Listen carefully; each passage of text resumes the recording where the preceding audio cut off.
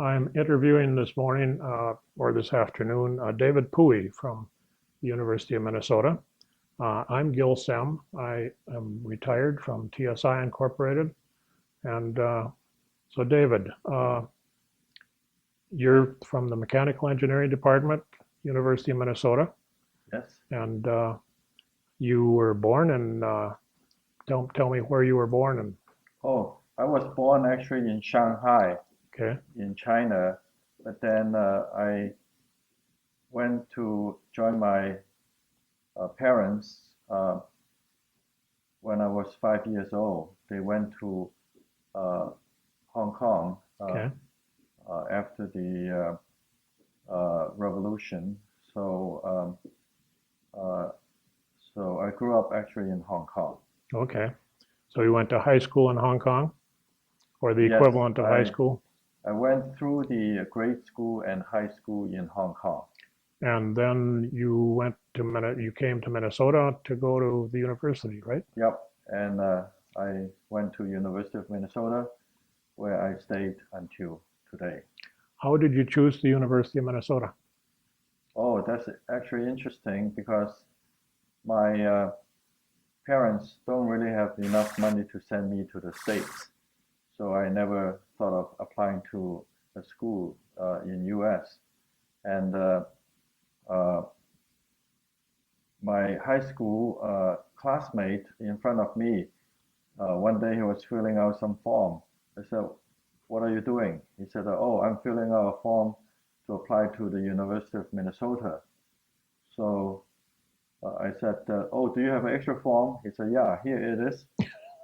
So I just apply, and this is the only school that I apply. I guess serendipity really describes Yes. that pretty well. Um, okay, and your father, what did he do, or what did your family do for a living? Yeah, my father, he has silk, several silk factory in China, uh, but when he fled to Hong Kong, uh, he started from the beginning again, and eventually he has enough money to start a silk mill that is fabricating silk brocades. So actually, I was uh, helping out a little bit even when I was a young boy in the factory.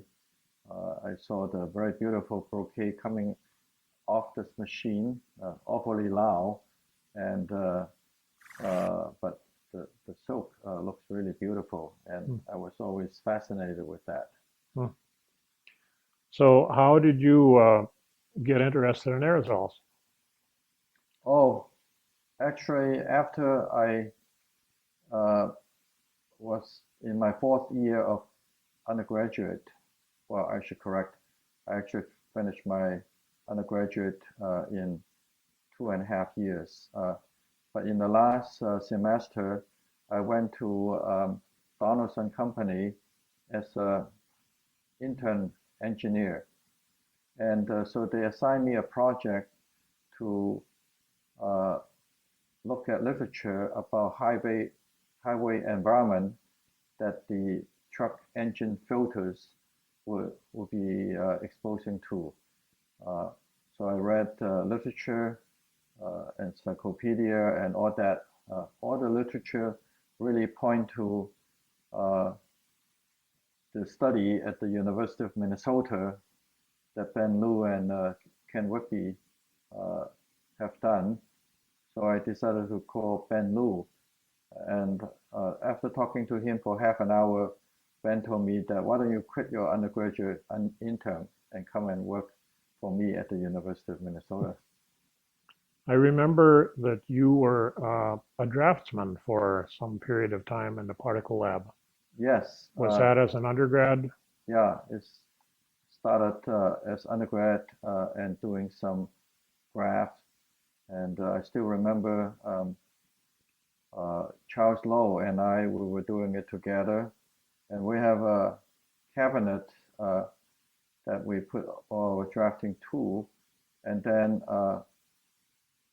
we decided to one day put a Playboy centerfold hanging there, and then one time Ken Whitby opened up the cabinet, and he was shocked and quickly closed it. You know how Ken is a very religious person. Yeah. That's where I first got to know you, was when you were a draftsman there. Yes. I think I was over at the university quite often, comparing TSI's Whitby aerosol analyzers with the prototype in the particle lab. That was the only way we had of calibrating instruments at that time. And we'll get into how you changed that picture later on here. So you developed, as part of your PhD thesis with Ben Liu, two very important instruments. At least they're very important to my life. Why don't you tell me a little bit about those two? What were they? Yes. Actually, both instruments I started to develop that as part of my PhD thesis. The first one is making use of the differential mobility analyzers, DMA, coupled with an electrometer, and using that to produce monodisperse submicron aerosol of known size and known concentration. I believe that eventually become the TSI 3071 DMA. Now you had to develop the prototypes of that Yes. instrument, right? Yes, Right right. from scratch. Yes, that's right. And the second instrument is the electrical aerosol analyzers for submicron aerosol measurement. Now, the first one, the DMA electrometer method, this is actually the basis of the recent ISO standard for particle number concentration standard. ISO 27891. Ooh, number. okay, you are the chair of that, right? I was the chair for quite Okay, a few I years. understand that they quoted my paper as the first paper in the ISO standard, right? Well, it was based on your thesis work. Yep, right. And so when we developed this standard test method, it has generated a lot of interest in the aerosol community. So the first group to come was Professor Jean Bricard and Dr. Michel Poupry of the French Atomic Energy Commission, who brought a continuous flow condensation nucleus counter to calibrate. And we got very good results and informed TSI of this development. And TSI decided to commercialize it with Gil, yourself, and Dr. Jugo Agarwal working on a commercial CPC. I think this is the start of perhaps the most successful aerosol instrument in the world, isn't it? Yes, and you have now named all three of the three most important instruments to my career. Okay.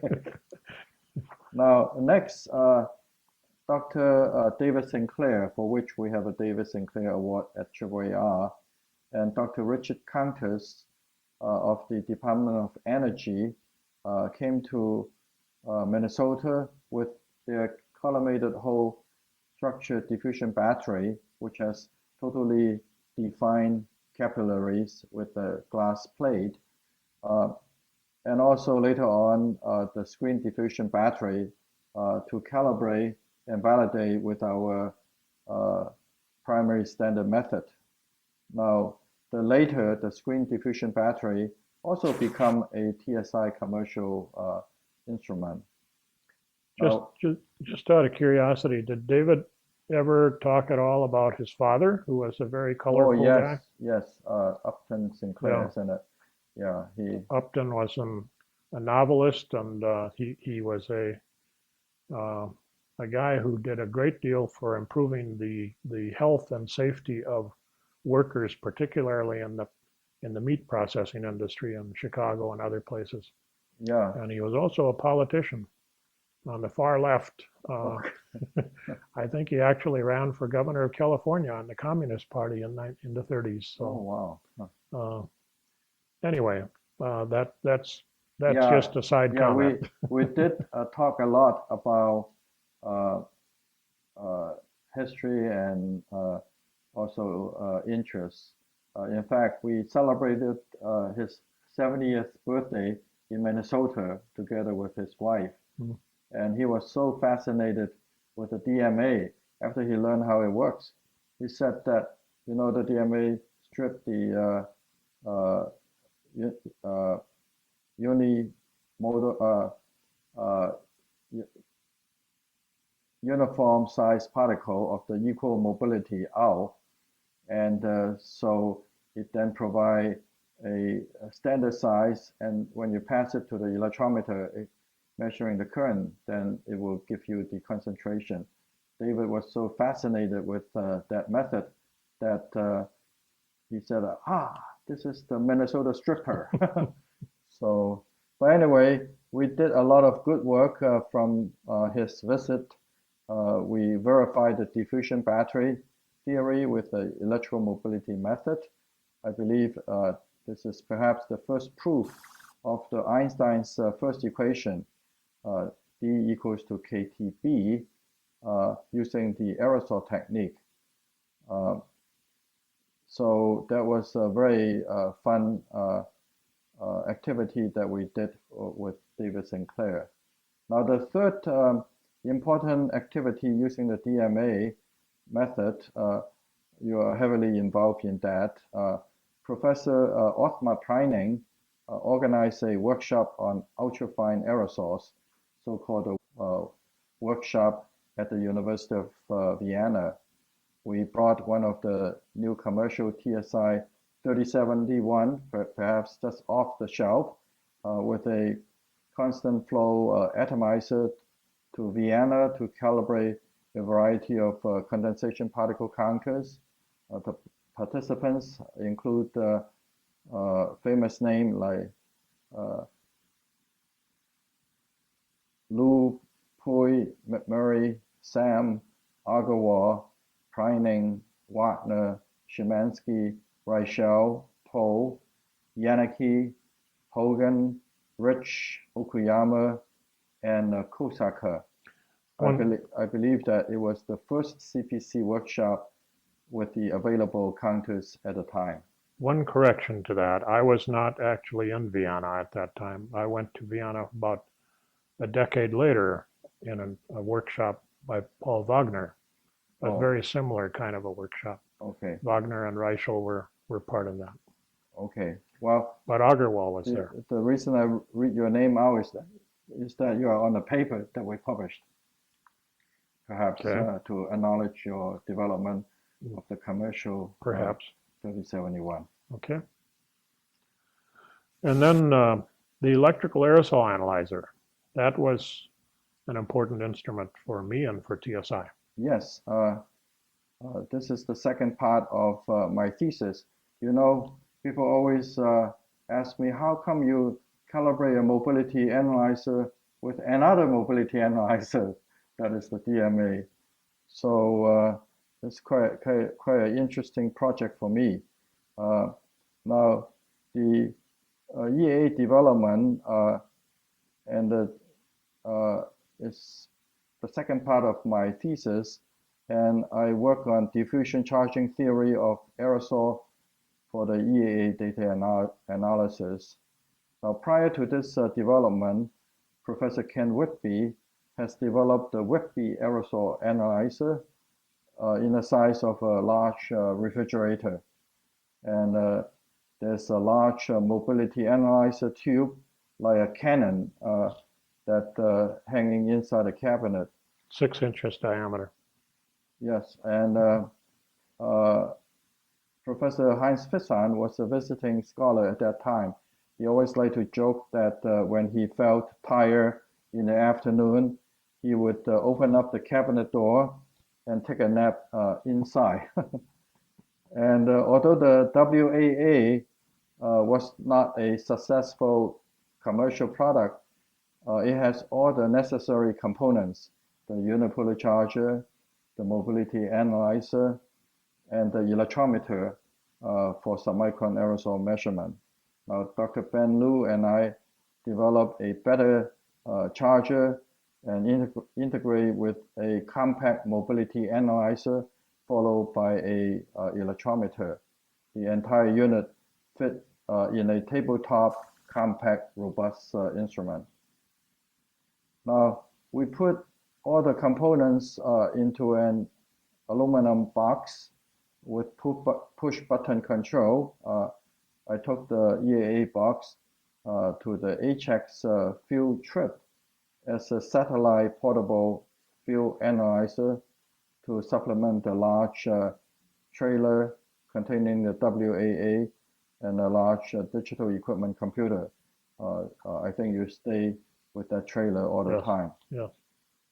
And my young wife, Therese, came with me to California as our delayed honeymoon trip.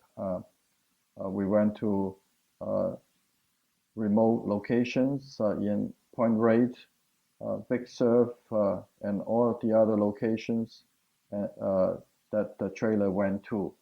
So with that portable instrument. The trailer didn't get to go to Point Reyes. No. Yeah, we drove actually a very large motorhome on Highway 1 and scared my wife to death.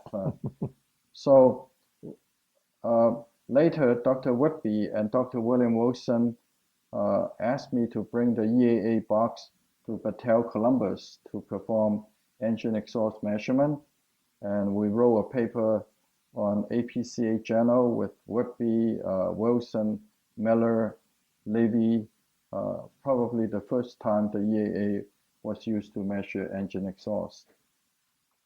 Now, after the HX, you started to develop the commercial version of the EAA with Dr. Lu and I as consultants. I understand that it became a very successful instrument and actually kept TSI at the aerosol instrument business. Well, maybe you can tell me a little bit of the background of that commercial development. Well, William Wilson was so impressed by what he saw you doing in California that he decided that he needed 3 of them.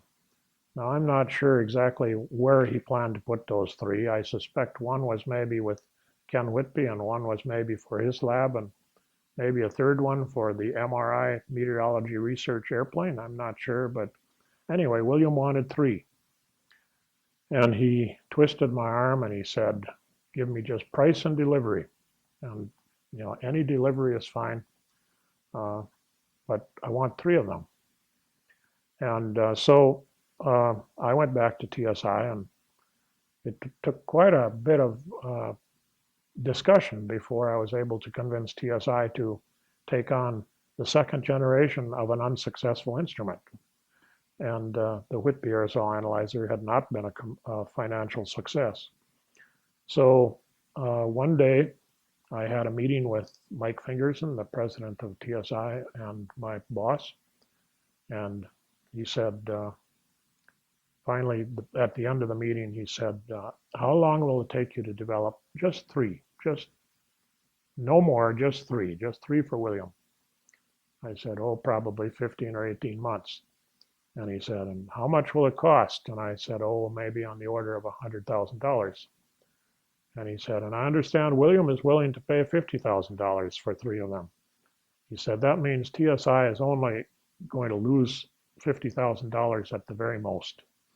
I said, that's the way I see it. Mike said, good, let's do it. I said, thank you, Mike. That's the answer I wanted.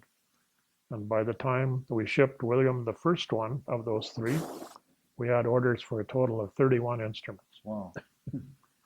So that became It quite a was, successful instrument, isn't it? successful at the end of the first batch. Yeah. You probably remember that you asked me to write the instruction manual for both And 3071 and 3030. I'm forever grateful for that because I hated writing manuals. Oh, yeah. So you get a good deal from me too. So anyway, you also probably remember that each time I receive a commercial instrument from TSI, the first thing I would do is to take off the cover and either throw it away or leave it out for the entire duration of the use. We even considered shipping you instruments without a cover because it would save us some money. Because for the EAA, I would like to adjust the NT value, the ions concentration times residence time that determine the particle charge from diffusion theory, so that I can adjust it to make good measurement. I was also excited to see that I scanned the voltage of the EAA, which is sampling measuring particle from DMA, and it's very steep slope. But all of a sudden, there's a shoulder, and then followed by another steep slope, and then another shoulder, and then so on. This is I'm talking about electrometric current versus collector rod voltage. And initially, I thought, what's going on? And of course, quickly realized that the instrument is so has such a high resolution that it picked out singly charged, doubly charged, triply charged. So that was quite exciting thing for me.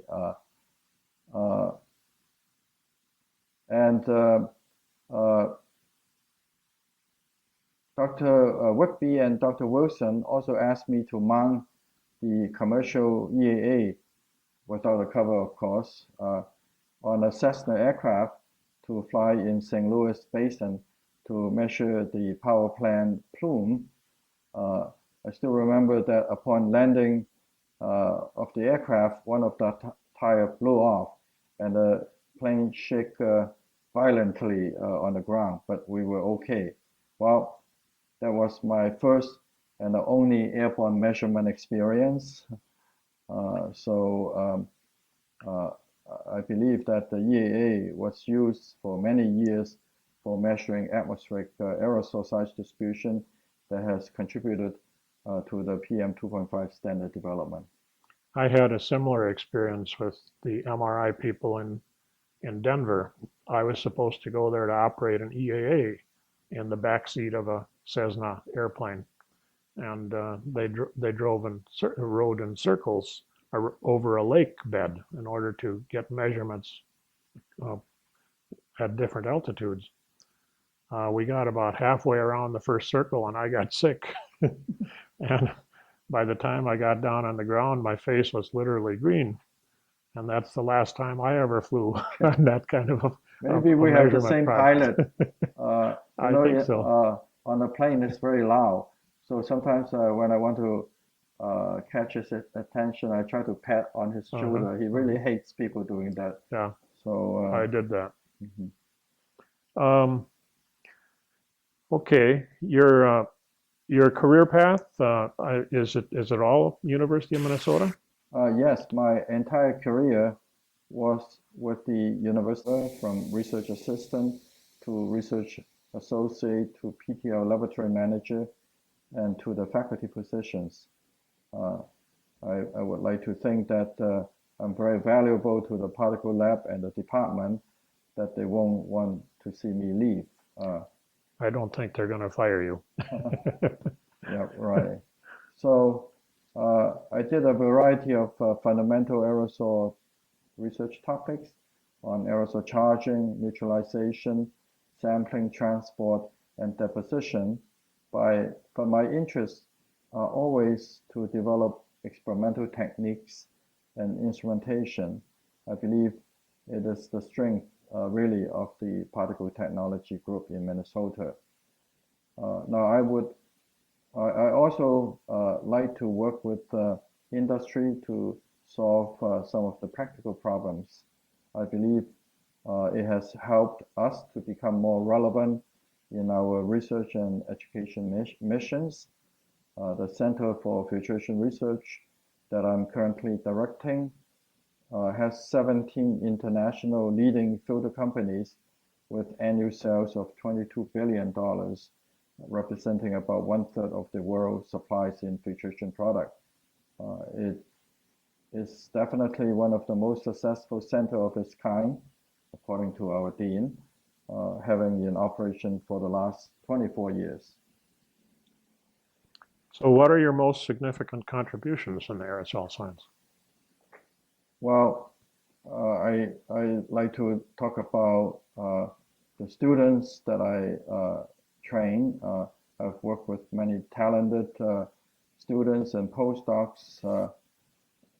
They helped me to co-author with me on 260 journal papers and 25 patents. My research has been incorporated into several industry and government codes and standards.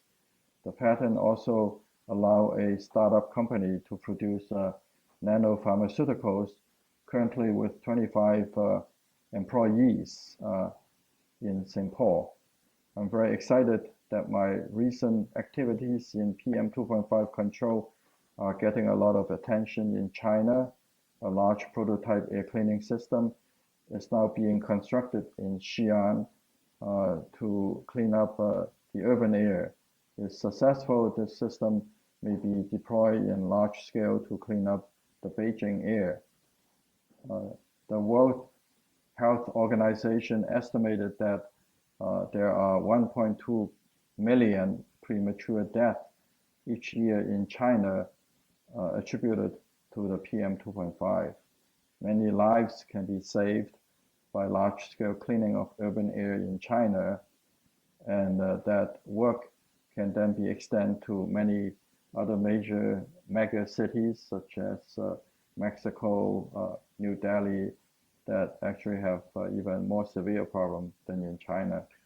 I've only been in Beijing once, and I haven't been in any other city other than Hong Kong in China. But I was told on one of the days I was there that was the most polluted, the visibility was the poorest, but that was not a very bad day in Beijing. Yeah, and I thought it was terrible. Yeah, Beijing in winter, sometimes the PM 2.5 can get up to 500. You know that in US standard is 35 microgram per cubic meter, and Beijing is 10 times or more. I should also mention that last November, during the fire up of the coal-fired power plant to heat their homes and so on, a northeastern Chinese city, Shenyang, it recorded a PM 2.5 level of 1,050 microgram per cubic meter. That's like 1 milligram per cubic meter. So this is equivalent to smoking cigarettes continuously during those days. So it's really something that the government is paying a lot of attention on. Recently, they passed a national action plan committing to spend 277 billion US dollars next 5 years to help to fix the air pollution problem. So what of your contributions are you most give you the most satisfaction? Oh, I think it gives me great satisfaction to hear my former students getting tenure, professorship in academia, and also getting important positions in the industry. I'm also happy that the instrument I developed are used around the world to help to advance aerosol science and technology. I would like to work hard next few years to help mitigate PM 2.5 in China and around the world that will make the greatest impact to a large number of people in the world. Now you have formed some very close friendships with some scientists around the world. Can you tell us a little bit about that? Oh, yes. That's one of the greatest joy for me and my family is the friendship that we have built up with our international collaborators. We have a friendship club among 4 collaborators, Professor Fissan of Germany, Dr. Pouprit of France, Dr. Kosaka of Japan, and myself here in the US. We have, at that time, daughters of similar age when they were young, and we sent them to serve as our ambassadors to go to each other's homes. So they tour French Alps, German gardens, Minnesota spot snelling, and so on. Now that they are all grown, we need to be our own ambassador. So 2 years ago, we have a friendship club reunion in Kyoto, in Japan, during the November the Four Color Seasons. Last August, just a couple months ago, we have another reunion in the Burgundy country in France, tasting good food and wines. So what a joy to have such a good friendship that also help our children to know the importance of international collaboration. I'm grateful that TSI, I think through your promotion,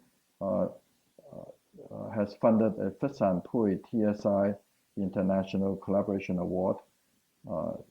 This award is given once every 4 years at the International Aerosol Conference. I understand completely about the international collaboration and friendships. I did a lot of traveling to international countries when I was working at TSI, and I have friends in all over Europe and all over Japan and China and Korea and Hong Kong and Singapore, and those, some of them are very close friends, and they're very important to me. Give me a different perspective on the world. Helps me be a better citizen of the United States. What would you do differently if you were to start your career over? Well, I think I'm happy with where I am now. If I were to start over again, I probably would like to explore more topics on arts, music, history, to broaden my experience in those areas. I would also like to spend more time with my family. This is perhaps the most important part of my life. And But you would probably still be involved in aerosol. yes, Thank you very much for an interesting perspective on your life. I appreciate it. thank you, Gil. Yep.